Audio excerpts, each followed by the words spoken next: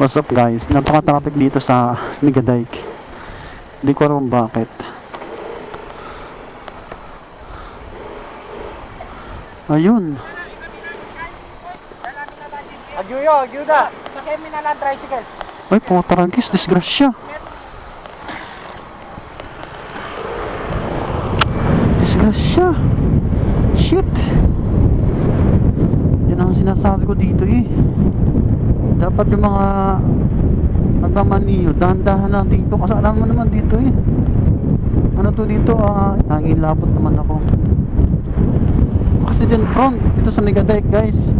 Ang dami-dami dito na didisgrasya sa Megadike. Mayroong mamatay dahil sa panggaan ng kapwa mga riders.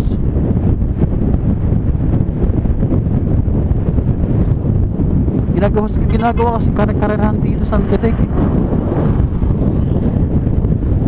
Saka wala pa ang street light kaya madilim, diba? Tapos yung magbibiyahe dito guys, yung mga motor nila walang mga ilaw yung likod, walang ilaw yung harap. Tako accident yan. Bawal na sa LTO na pinagmamaniho mo yung sasakyan mo na walang ilaw sa gabi. Matitigas pa rin yung mga ulo.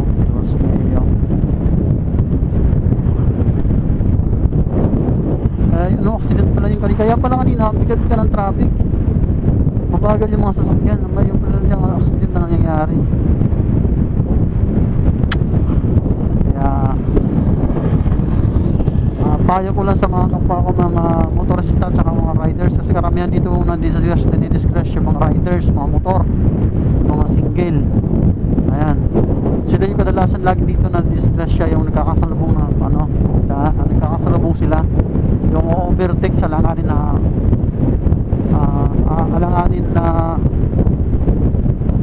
sitwasyon na alam nila may kasalubong sila. Yun, ako nag-overtake naman ako, pero sa lang tinitingnan ko mabuti. Pinapakaramdaman ko kaya po hindi. Pag hindi kaya, hindi tataya ko yung buhay ko sa ganyang alanganin na sitwasyon, diba? Karamihan dito guys na marami na didiscrash siya sa Megadike, sakop ng Bacolor, Pampanga. Ayan, papasok na kasi ako sa trabaho ko ngayon guys. So